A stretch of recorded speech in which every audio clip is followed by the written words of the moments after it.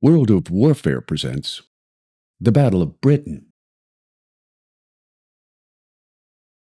During the First World War, the long years of trench warfare-inspired standoff, attrition, and slaughter led early aviation theorists to realize the potential of airpower and strategic bombing as a means to shorten wars by gaining superiority from the skies.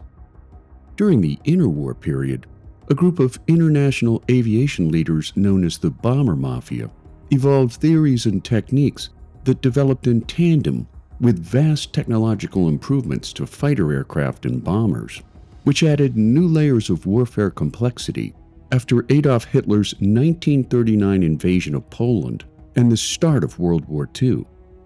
Man's newest method of inflicting terror and harm on an enemy would reach its zenith in the Battle of Britain, which marked the first major conflict in military history to be fought entirely from the air.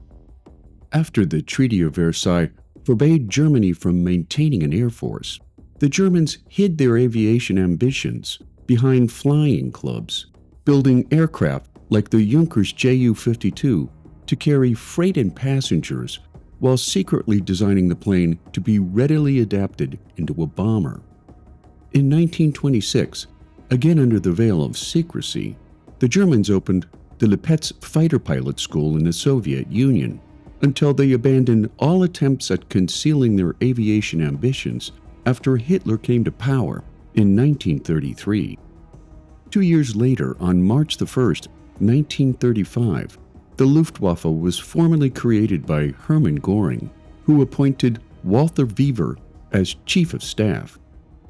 Adopting the strategic bombing theories of Italian General Giulio Douhet, the Germans' emerging strategic bombing blueprint called for the destruction of an enemy's industrial and military infrastructure, while revenge bombing civilians only after German civilians had been preemptively bombed by the enemy.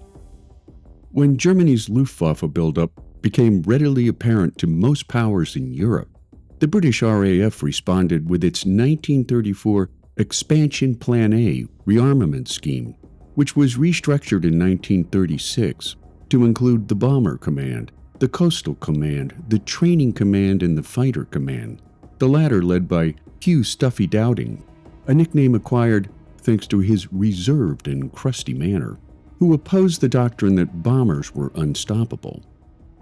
Priorities between the four commands became hotly contested by each division's leadership until December of 1937, when the minister in charge of defense coordination, Sir Thomas Inskip, sided with Dowding, declaring that the role of our Air Force is not an early knockout blow, but rather to prevent the Germans from knocking us out, a declaration that made the importance of fighter squadrons on equal parity with RAF bomber squadrons. In late April of 1940, as Britain struggled for survival against relentless Nazi aggression, Germany began its invasion of the Low Countries, prompting French and British forces to move into Belgium to repel the attack. In classic diversionary blitzkrieg fashion, German forces then smashed through the Allies' weak point in the Ardennes, effectively surrounding Allied forces at the French port of Dunkirk, their backs desperately pinned to the English Channel.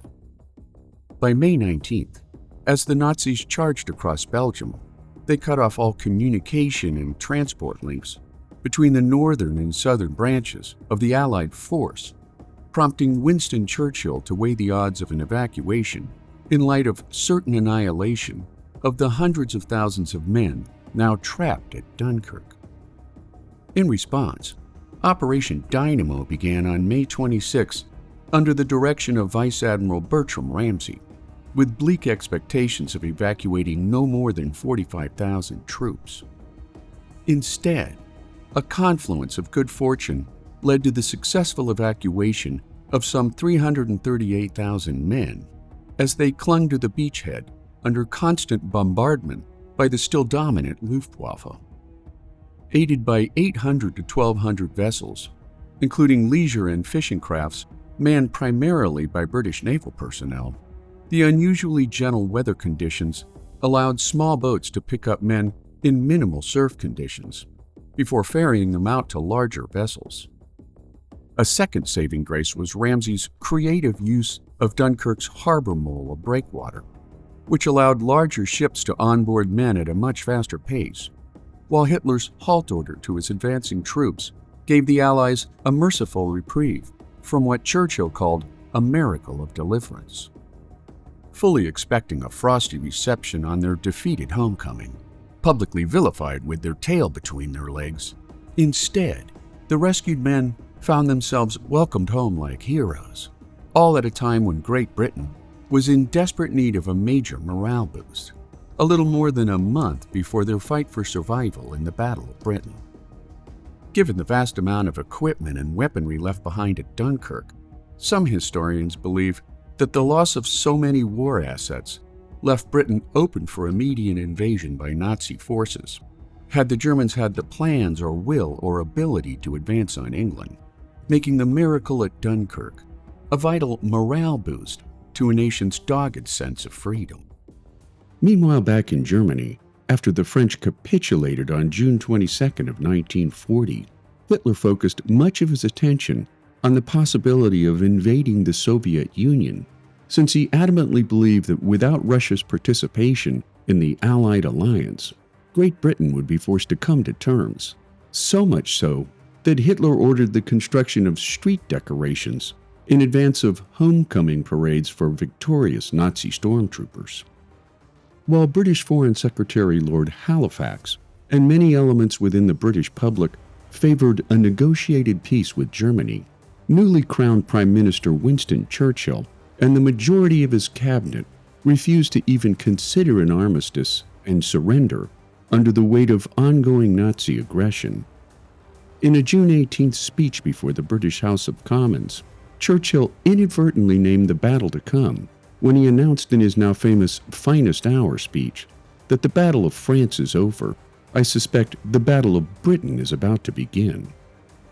Mr. Speaker, the disastrous military events which have happened during the past fortnight have not come to me with any sense of surprise. Indeed, I indicated a fortnight ago, as clearly as I could to the House, that the worst possibilities were open. And I made it perfectly clear that whatever happened in France would make no difference to the resolve of Britain and the British Empire to fight on, if necessary for years, if necessary alone. There are a good many people who say, never mind, win or lose, sink or swim, better die than submit to tyranny, and such a tyranny. And I do not dissociate myself from them. But I can assure them that our professional advisors of the three services unitedly advise that we should carry on the war, and that there are good and reasonable hopes of final victory. However matters may go in France, or with the French government, or other French governments, we in this island and in the British Empire will never lose our sense of comradeship with the French people. If we are now called upon to endure what they have been suffering, we shall emulate their courage. And if final victory rewards our toils, they shall share the gains. Aye, and freedom shall be restored to all. We abate nothing of our just demands. Not one jot or tittle do we recede. Czechs, Poles, Norwegians, Dutch, Belgians have joined their causes to our own. All these shall be restored. What General Weygand called the Battle of France is over. I expect that the Battle of Britain is about to begin. Upon this battle depends the survival of Christian civilization. Upon it depends our own British life and the long continuity of our institutions and our empire. The whole fury and might of the enemy must very soon be turned on us. Hitler knows that he will have to break us in this island or lose the war. If we can stand up to him, all Europe may be free, and the life of the world may move forward into broad, sunlit uplands. But if we fail, then the whole world, including the United States, including all that we have known and cared for, will sink into the abyss of a new dark age, made more sinister and perhaps more protracted by the lights of perverted science. Let us, therefore, brace ourselves to our duties, and so bear ourselves that if the British Empire and its Commonwealth last for 1,000 years, men will still say, this was their finest hour. After Kriegsmarine commander Grand Admiral Erich Raeder at last convinced Hitler and the German High Command that a sea invasion of Great Britain could not take place before early 1941, on July 10th of 1940, the Luftwaffe made its first attacks on Britain, targeting coastal defenses, ports, and radar installations. Most of the Luftwaffe's July raids across the English Channel caused minimal damage to the RAF, who in turn showed their mettle in Hurricane Mk1s and Spitfire Supermarine fighters against the Luftwaffe's Messerschmitt Bf-109s and Bf-110s. August raids by the Luftwaffe focused on RAF airfields, just as the RAF converted their fighter squadrons to 100-octane aviation fuel, which allowed their Merlin engines to generate significantly more power and an approximate 30-mile-per-hour increase in speed at low altitudes, through the use of an emergency boost override, which led to a disproportionate loss rate for German aircraft. Fought in multiple phases, from July 10th to October 31st of 1940, the Luftwaffe's 1,300 bombers and 1,250 twin and single-engine fighters grossly outnumbered the RAF's 900 fighters, 560 bombers, and 500 coastal aircraft. Yet the biggest disadvantage faced by Luftwaffe pilots was the distances they had to fly without the benefit of long-range drop tanks.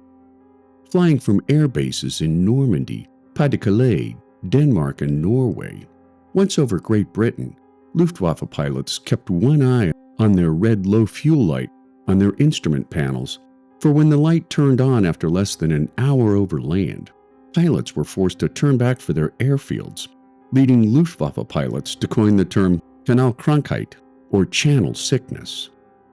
From a bomber standpoint, the Luftwaffe employed Heinkel HE-111s, Dornier DO-17s, and Junker Ju-88s for level bombing at medium to high altitude, along with Stuka dive bombers for low-altitude attacks, the latter suffering heavy losses during the Battle of Britain due to their slow speeds and vulnerability to fighter interdiction after pulling up from a given target. As Stuka losses mounted during the protracted battle, most Stukas were eventually redeployed to the Eastern Front, where enemy fighter interdiction was less intense. The British, in turn, employed Armstrong Whitworth Whitleys, Handley-Page Hamptons, and Vickers Wellingtons, all heavy bombers used on night runs against German factories, ports, and rail depots, along with light bombers such as Bristol Blenheims and Ferry Battles for attacks against German ships, ports, airfields, and factories. After their initial July attacks on coastal targets and British shipping in the English Channel, on August 13th, the Luftwaffe moved inland to hit British airfields and communication hubs, where they faced off with stiff resistance from the RAF Fighter Command. From the last week of August through the first week of September, the Germans intensified their efforts to annihilate the RAF, particularly at airfields in the southeast of England, leading to significant losses to many Fighter Command air bases, which were, unknown to German intelligence, quickly restored to operational status. The RAF suffered their worst losses of the entire battle on August 31st, leading German war leaders to overestimate the impact of their attacks when they wrongly concluded that the RAF was on its last leg. Despite being severely outnumbered, the RAF launched bombing raids on Berlin, which enraged both Hitler and Göring, who in turn changed strategy on September 7th of 1940 when 300 German bombers pelted London in the first of 57 consecutive nights of bombing. Germany's Blitz campaign to destroy Britain's infrastructure, as well as a collateral impact on civilian morale, would carry on for 8 months of day and nighttime terror, lasting until May 11th of 1941. Notable attacks on London included a large daytime bombing raid on September 15th and a second major raid on December 29th, the latter resulting in a firestorm that became known as the Second Great Fire of London. Switching to night attacks after October to minimize bomber and fighter losses caused by the RAF, the Luftwaffe commenced raids on Britain's port cities of Hull, Bristol, Cardiff, Portsmouth, Plymouth, Sunderland, Swansea, and Belfast, as well as attacks on the inland Scottish city of Glasgow. They also bombed the nation's industrial hubs of Birmingham, Coventry, Manchester, and Sheffield, taking the lives of more than 40,000 civilians, almost half of them Londoners, in a city where more than 1 million homes were damaged or destroyed. From a tactical perspective, Luftwaffe fighter formations employed packs of 2 planes each, a leader, or Rottenführer, followed by his wingman, or Kachmark, who flew roughly 220 yards behind and above the leader, which allowed both aircraft to turn together at high speed. Developed from principles formulated by World War I German air ace Oswald Bulke in 1916, the widely spaced formation allowed fighter pilots to cover each other's blind spots while spending less time focused on possible collisions with each other. As for the British, the Dowding system was created by Chief Architect Stuffy Dowding, which set up reporting methods in Britain's chain home radar defense network, moving information from various observation points to fighter pilots in the air. The filter room at Bentley Priory took in all different streams of information, marking them on a desk with tokens to indicate things like altitude, number, direction, speed, and types of enemy aircraft identified, which was then filtered down into actionable information that was updated to Fighter Command every few minutes, directed to people who needed that information the most. The impact of the Dowding system was apparently lost on the Germans, who rarely targeted British radar stations, but instead focused on terrorizing civilians in cities or bombing airfields, ports, and rail depots. By October of 1940, the Luftwaffe was by then stretched too thin, poorly organized, and unable to keep up with the demand for new fighter planes, nor could they overcome the RAF's superior technology and the British population's unyielding resolve, spelling the coming end to the Battle of Britain.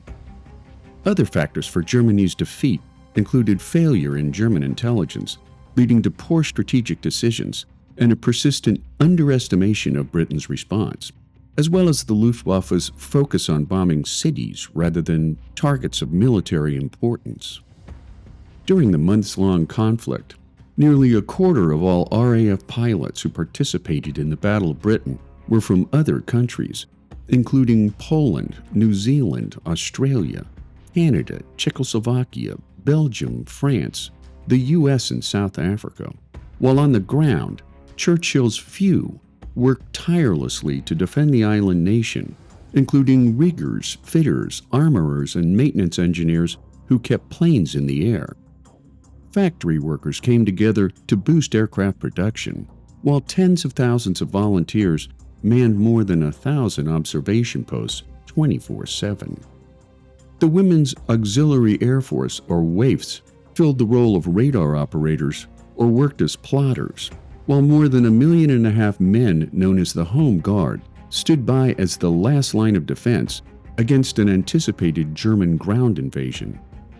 By the end of the Battle of Britain, the RAF had witnessed the death of 1,542 airmen, with another 422 wounded, at a cost of 1,744 aircraft, while the Luftwaffe saw 2,585 airmen killed, 735 wounded, and 925 captured, all at a cost of 1,977 aircraft destroyed, making the Battle of Britain an early and quite decisive defeat for Hitler's expansionist aggression.